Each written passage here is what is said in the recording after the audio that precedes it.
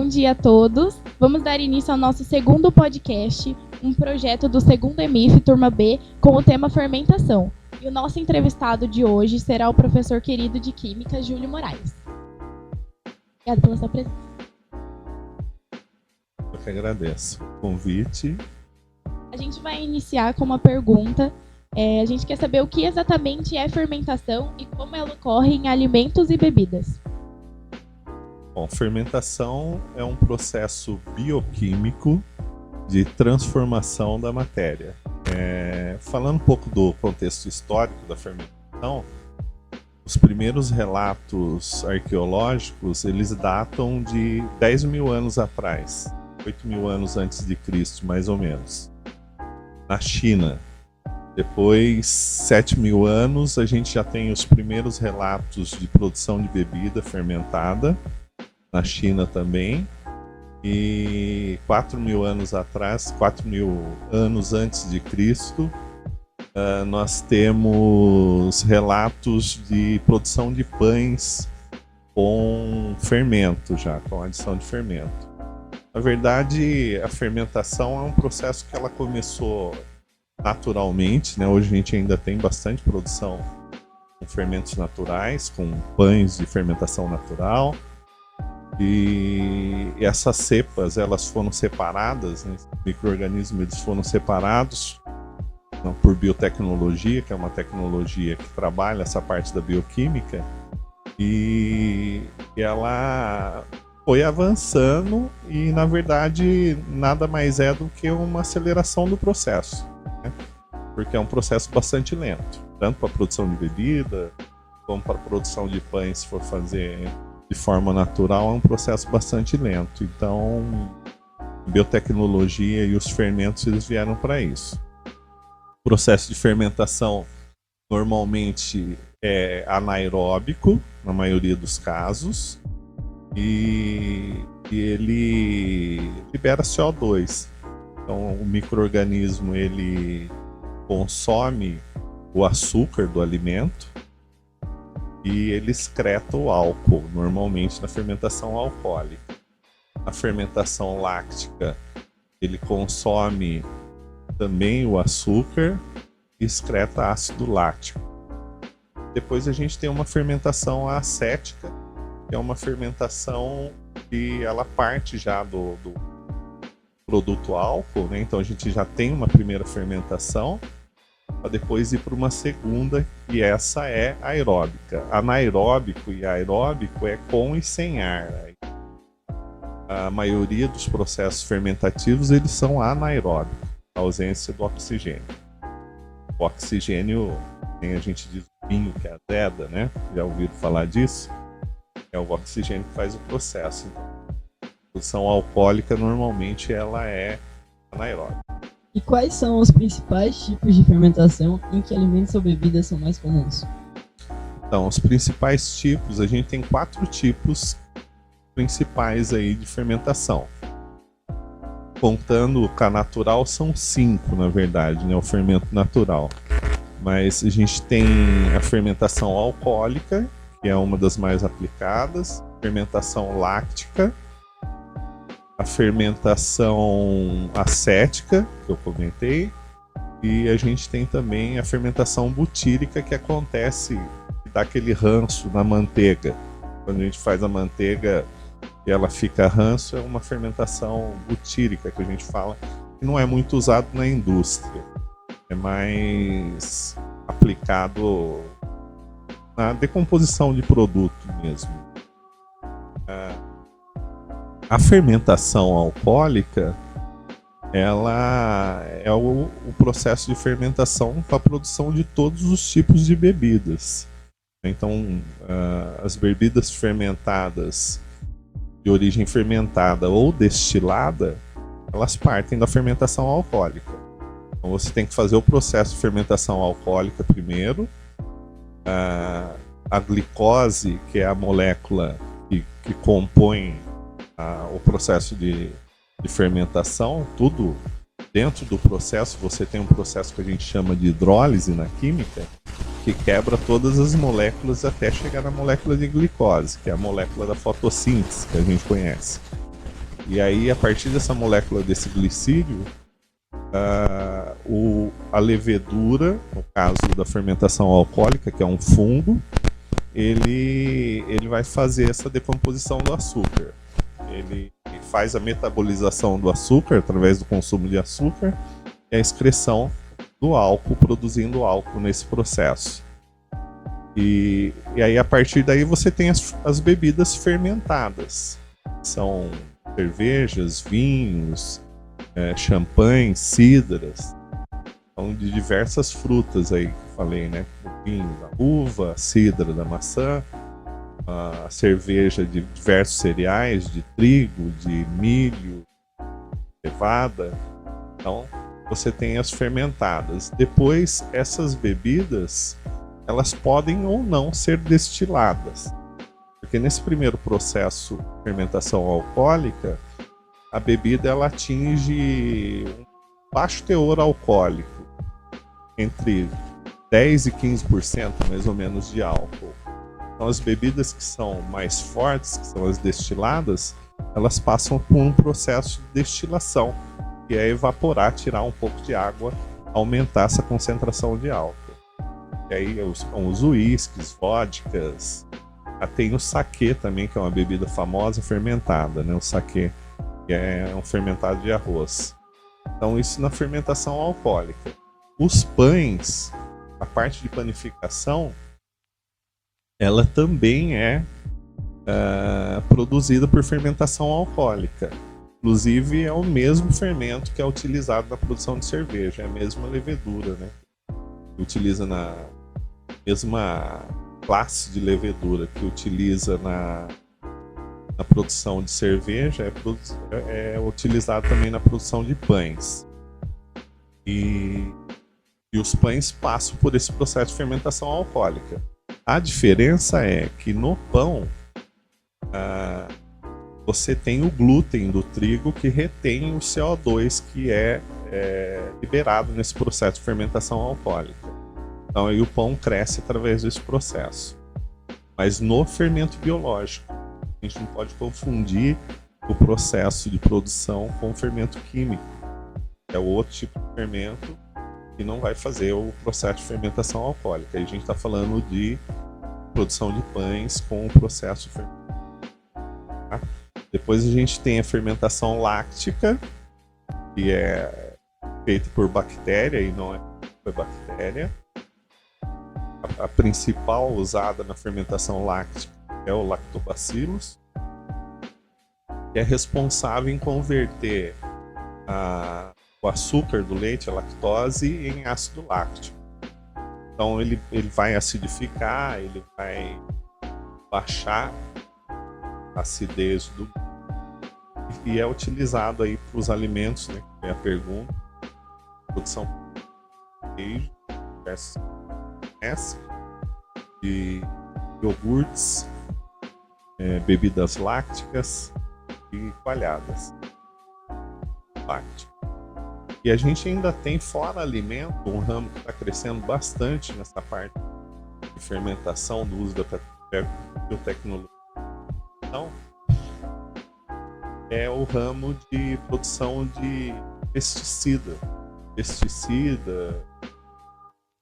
inseticidas biológicos que são feitos a partir do processo de fermentação. Interessante. Quais são os benefícios para a saúde associados ao consumo de alimentos fermentados? Então, os alimentos fermentados, eles... Hoje o que está na moda são os pró e pré-bióticos. Você tem os alimentos probióticos e os alimentos pré-bióticos. O que é probiótico e é pré-biótico? Os probióticos são alimentos que eles têm uma quantidade de micro-organismo que vão trazer benefício para o hospedeiro, no caso para a gente. Consome esses alimentos e eles vão trazer benefício principalmente para o trato intestinal. Probióticos. E os pré-bióticos, eles são ricos em fibra. São alimentos que vão alimentar os probióticos. Então, o micro-organismo que a gente come, probiótico, para melhorar o nosso trato intestinal, você tem que associar o pró e o pré-biótico para poder fazer funcionamento bom aí no intestino, né? Usando esses dois alimentos. Mas assim, nem todos os micro-organismos são classificados como probióticos.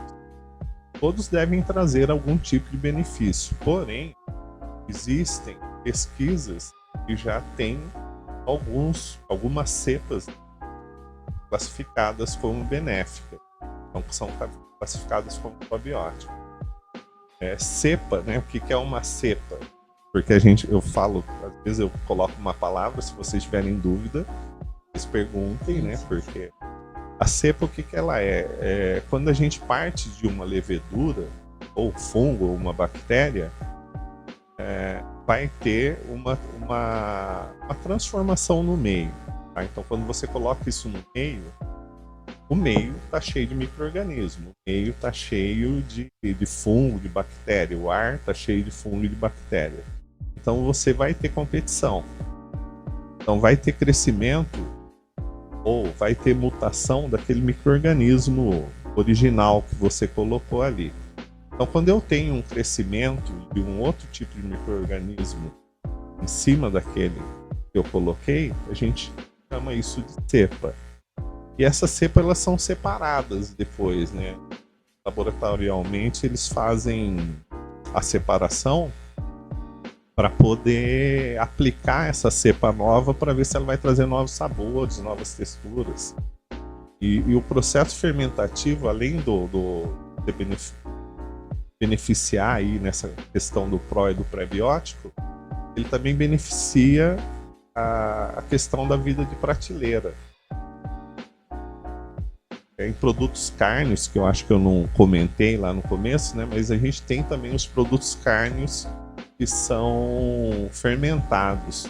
Então, o salame, os embutidos, principalmente esses que ficam fora da geladeira, eles são fermentados também. A gente dá um starter, que a gente fala, né? A gente coloca, quando se produz esses produtos, você coloca uma colônia de micro-organismo, aí vai mais coisa, vai bactéria, vai fungo, para fazer esse processo fermentativo, e isso ajuda a conservação do alimento, porque você retira a água. Por exemplo, o queijo. O queijo, quando você faz o queijo, o leite ele tem, em média, 89% de água. Então o queijo ele é só a parte sólida do leite. Então quando você faz queijo, você retira praticamente toda a água. Principalmente os queijos que são mais duros, aí, que são mais curados. Então isso aumenta a vida de prateleira. Ele vai ter uma durabilidade maior do que o leite teria no estado in natura. Então ela serve também para isso, né? O processo fermentativo, além de beneficiar o nosso organismo, ele serve também para o benefício econômico do processo de distribuição dos alimentos. Doutor, você poderia voltar um pouco na sua frase aí e explicar como funciona o processo de fermentação, o impacto, como ele impacta o sabor e a textura dos alimentos? Então, o processo fermentativo, o micro-organismo ele acaba fazendo a alteração nas cadeias alimentares, aí no caso dos grupos alimentares, melhor dizendo, da proteína, do carboidrato, e também do lipídio. Então ele faz essas alterações, e essas alterações elas vão trazer sabores, odores, né, as propriedades organolépticas que a gente fala, e vai alterar sabor, odor e textura. A textura, essa questão de sabor e principalmente sabor e odor, né, ela é bastante complexa quando a gente fala de fermentação. Por quê?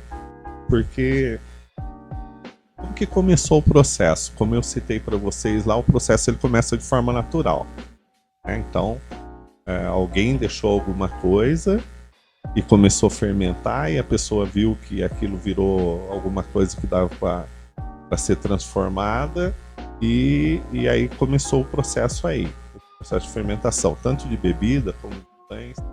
E se fazia muitos pães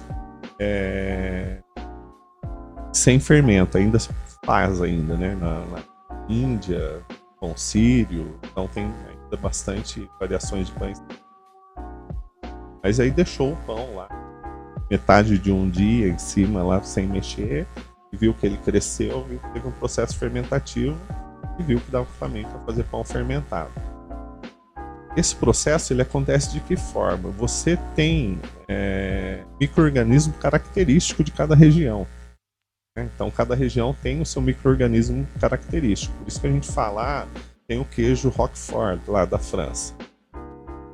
Por quê? Porque o micro-organismo que dá aquele sabor, aquele odor, é específico daquela região. A mesma coisa acontece com os vinhos, com algumas cervejas. A levedura holandesa que passa no comercial aí faz a cerveja tal.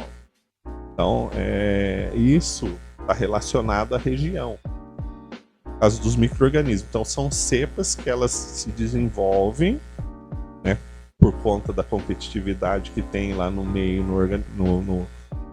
naquela região, e aí depois eles fazem a separação. Então hoje você tem uma infinidade de leveduras e bactérias que você pode usar em queijos, em bebidas aí, né? Micro-organismos que você pode usar em queijos e bebidas vão dar sabores e odores diferentes. Depende do que você quer atingir. Então você precisa saber, quando você vai formular alguma coisa, um queijo, uma carne, uma bebida, você tem que saber muito bem o que você quer, porque você tem que usar leveduras específicas, bactérias específicas, colônias, bactérias específicas para você atingir um resultado desejado, né, com sabor e odor. Além de mudar a textura, né, vai trazer maciez. Depende, tem alguns que são mais durinhos, né, mas a maioria dos casos traz mais maciez, textura, traz uma sensação melhor à boca aí, vamos dizer assim. Você pode dizer pra gente para quem tá começando a fazer fermentação? Então, um dos maiores desafios do artesanal, né, nessa parte de fermentação, é que os processos eles têm parâmetros específicos para acontecer. O que é isso, né? Os processos eles têm temperaturas específicas, por exemplo. Então você tem que ter muito controle, né? Você deve ter muito controle na temperatura. Então você tem que ter o controle de temperatura. Depois que você for fazer um processo fermentativo, você vai ter que ter controle de temperatura de novo. A parte de higienização é muito importante, você tem que ter seus equipamentos muito bem higienizados, porque você já compete com os micro-organismos do meio. Provavelmente em casa, a gente não vai conseguir um ambiente esterilizado como talvez você tenha numa indústria, um ambiente climatizado, esterilizado. Mas você tem que tentar, ao máximo, ter um ambiente o mais limpo possível e os equipamentos, os utensílios que você for usar no processo também serem bem higienizados. Normalmente usa-se ácido peracético, né? A higienização de equipamentos para a indústria alimentícia, para você poder ter um resultado sem ter interferência, né? Porque senão você já começa com a interferência do seu próprio equipamento. Ter equipamentos de materiais que são mais específicos, por exemplo, a indústria alimentícia, o aço inox que ele usa é o 304, que não é um aço ferroso porque ele não enferruja. Em casa, na artesanal, a gente usa bastante plástico, né? Usa bastante polietileno. E o plástico, normalmente, ele tem memória. É só a gente lembrar daquele refrigerante que eu bebi e depois resolvi pôr água dentro da garrafa para pôr a água gelada na geladeira, e a hora que eu vou tomar, você sente resíduo de refrigerante. Então o plástico ele tem uma memória, ele mantém, ele segura resíduo por mais que você lave. Então o plástico ele já não é muito recomendado. A gente acaba usando plástico por conta do custo, né? Porque se você for trabalhar com tudo que for trabalhar com tudo em inox, né? Inox 304, você acaba elevando muito o custo de equipamento.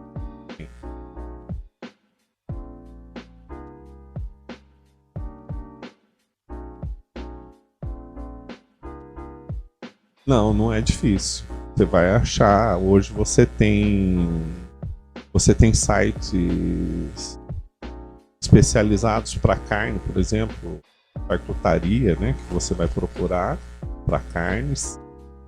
Carnes é um pouco mais complicado e bebidas também, porque você tem que ter uma fermentação controlada a baixa temperatura. E a nossa temperatura média aqui ela é muito mais alta do que essa temperatura. Então você vai ter que ter uma geladeira, um freezer. Na charcutaria, na fermentação de carnes, na produção de defumados aí, carnes, eles precisam inclusive controlar a umidade além então ele tem que ter um umidificador, medidor de umidade, medidor de temperatura dentro dessa geladeira para poder produzir. Você já ouviu falar do presunto Parma, por exemplo? Não? Falar? É um presunto, ele é maturado só com sal e ele passa por um processo de fermentação acética não, láctica, né? Ele vai também para a láctica. E esse processo ele leva de 12 a 36 meses, porque ele é natural, não tem adição e é um processo que tem que ser controlado. Você tem que a temperatura, tem fases que você aumenta, tem fases que você diminui, tem que colocar umidade, tem que ter uma umidade, senão você acaba estragando e normalmente ele é feito do pernil do porco inteiro, então é muito grande. Então normalmente tem essa dificuldade que é a parte do controle, né? Para cervejas também você precisa ter esse controle, então é bastante complicado por isso. Voltando então, professor, quais são os ingredientes básicos necessários? O plástico, né, que é necessário para um kit básico, assim, para iniciar em casa. Não, mas aí, Renan, depende muito, a gente está falando de forma abrangente, né? Mas depende muito do que você quer fazer. Vocês estão falando do quê? De bebida? Estão falando de queijo? Então, para bebida, hoje você tem sites especializados que vendem o kit. Ele já te vende o kit pronto de tudo que você precisa. Por exemplo, se você for produzir vinho ou cerveja, os equipamentos são muito parecidos. Vai precisar... Aí os baldes que vêm são de plástico, são de polietileno, tá? Não são de inox. Tem os kits de inox que são mais caros. Mas vem baldes de plástico, vem termômetro, vem um densímetro, que é para você poder medir a quantidade de açúcar do mosto, né, que vai ser fermentado. Vem fermentador, vem filtros, vem arrolhador para você engarrafar depois. Hoje você tem sites que tem kits específicos. Hoje eu diria para você que para cerveja entre R$350 você já começa com um kit pequeno, um kit para 5, 10 litros de produção. Até kits semi-automatizados e kits automatizados que vão custar 20, 30 mil reais para produção aí de 50, 100 litros de cerveja. Então depende muito do quanto você quer fazer, como você quer fazer, o que você está disposto a investir, né? E para vinho também. Queijos, vocês têm alguns sites que são especializados em vender culturas para queijo Porque na nossa região a gente só acha o coalho, né? Que a gente faz o queijo fresco. Mas você tem sites especializados que vendem culturas para você fazer queijo provolone, queijo meia cura, queijo canastra, que vende formas específicas também para o tamanho desses queijos, parmesão. Então hoje você consegue tudo na internet, né? Hoje a internet está aí e a gente consegue tudo na internet. Inclusive esses kits de cerveja, aqui o Diogo, que foi professor aqui, não sei se fez processo esses dias aqui de novo, o Diogo lecionou comigo em Cerqueira e ele comprou um kit de 5 litros que ele pagou, eu acho que nessa faixa de 350 e já veio com as matérias-primas necessárias para produzir uma cerveja, né? Que é o malte, a levedura e o lúpulo, dá o amargor, que é uma flor, né? Então são os 3 e o principal para a produção da cerveja, a água. Falou sobre a segurança, que é importante. Como que a gente garante a segurança alimentar ao trabalhar com a fermentação em casa? Então, o processo fermentativo ele é mais complicado um pouco do que o processo de produção. Quando falando de bebida, né? Voltando para a bebida. Primeiro a bebida você tem um processo de extração, você tem que, se é de cereais, você vai ter que fazer o cozimento dos cereais para converter o amido em açúcar. Se é o vinho, você vai ter que fazer a prensagem da uva para produzir o suco de uva. E aí você imagina o seguinte, quando você faz a prensagem da uva, a uva vem do pomar. Tinha passarinho, tinha um monte de coisa lá, certo?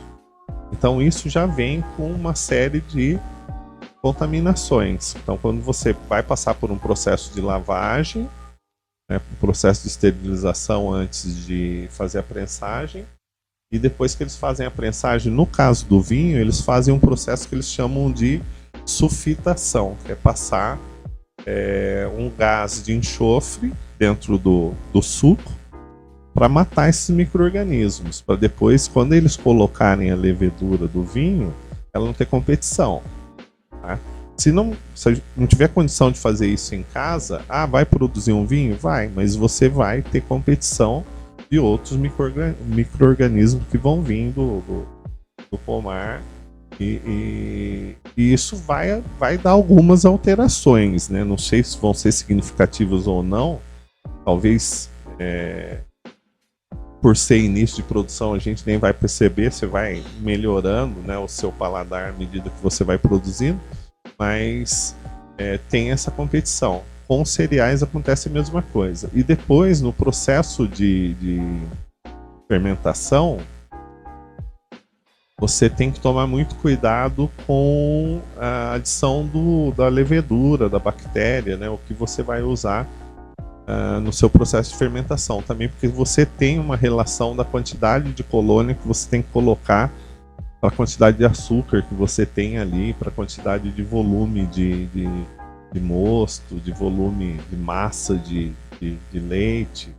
Então você tem que calcular certinho. Se você colocar demais, pode desandar, e se você colocar menos, pode desandar também. Então você tem uma margem de segurança para usar ali para colocar. Além das outras contaminações, né, que estão mais relacionadas àquilo que eu falei, que é a questão de higiene, né, que é a higiene do local.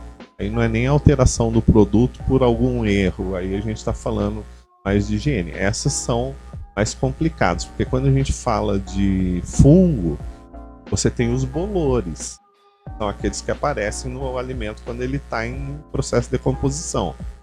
Normalmente a gente fala, o bolor escuro ele é prejudicial à saúde, o bolor branco não, né? Mas você tem fungo escuro no gorgonzola, por exemplo, que a gente come. Então não é uma regra, né? Você poderia citar uma receita simples para quem quer começar a iniciar a fermentação? Então não tem receita simples, Renan.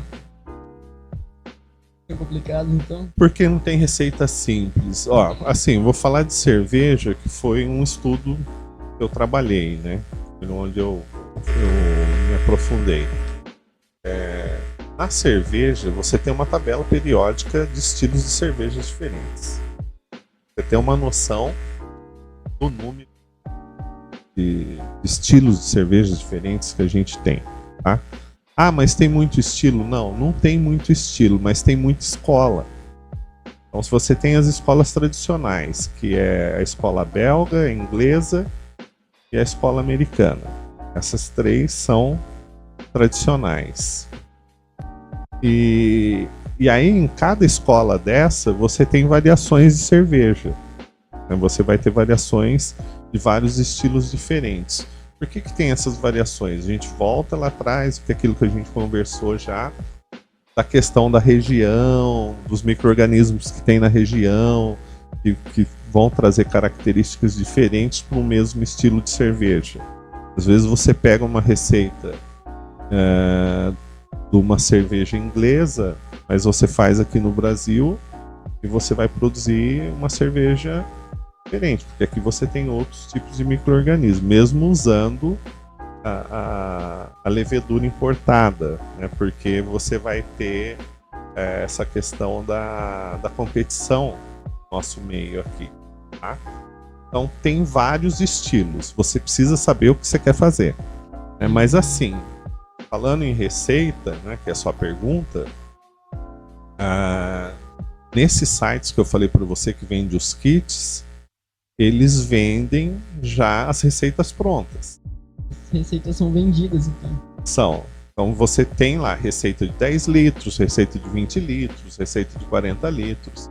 Então ele já te vende a receita pronta, que vai vir os maltes que são necessários para aquele estilo de cerveja, o lúpulo que é necessário para aquele estilo de cerveja, a levedura que você vai usar, a quantidade de água e o procedimento, né? Como que você vai fazer a cerveja, né? Porque tem métodos diferentes também de produção. Então ele já traz tudo isso, né? Aí você precisa entender o que você quer. Eu, por exemplo, gosto de cerveja mais amarga, mas tem gente que não gosta, né? Prefere uma cerveja mais leve. Então você precisa entender o que você quer, conhecer os estilos, saber quem é amargo, quem não é, né? Os estilos que você gosta mais, né? Quem for trabalhar com isso para poder produzir. Lembrando que vocês são menores e não podem beber, né? É proibido por lei, né? Não é um incentivo à bebida, tá? Mas dizendo isso, né? Que vamos supor aqui 2 anos, 3 anos, se vocês forem entrar nisso, né? Você tem que se aprofundar um pouco, trabalhar um pouco o paladar para saber realmente qual que é o seu estilo. Você começar a produzir no seu estilo. Para iniciar, você tem que comprar uma receita, aí você faz a receita que você comprou e depois você vai mudando com o seu gosto, né? Basicamente é isso. Né? Basicamente é isso. Eu comecei a fazer cerveja porque eu gostava de cerveja mais forte. As cervejas artesanais, elas são caras. E para você produzir não é tão caro. É trabalhoso, não é caro. Um processo de produção ele demora em média 8 horas, é um dia inteiro de trabalho. O dia que você produz o mosto para colocar para fermentar é mais ou menos 8 horas de trabalho, sem parar.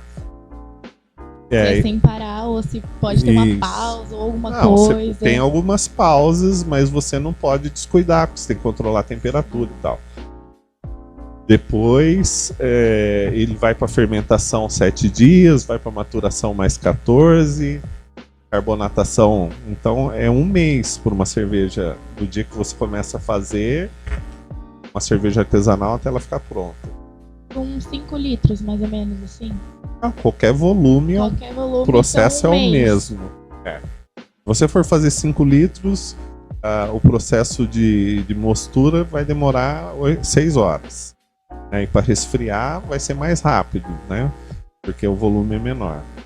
Mas assim, eu quero começar a fazer cerveja, eu quero começar a fazer vinho. Cerveja começa com um kit pequeno, porque senão você vai precisar de um fogão. Se aumenta o volume, seu fogão não vai dar conta de esquentar água e tal. Então tem que pensar em tudo isso, né? Não que vocês possam, né? Mas ficamos por aqui, finalizamos. Muito obrigado pela sua participação, pelos seus ensinamentos. E é isso, obrigado a todos. eu que agradeço o convite da turma, por ajudar a esclarecer esse tema para vocês aí, e fico à disposição para tirar mais dúvida aí de quem quiser, tá? Obrigada, professor. Eu que agradeço.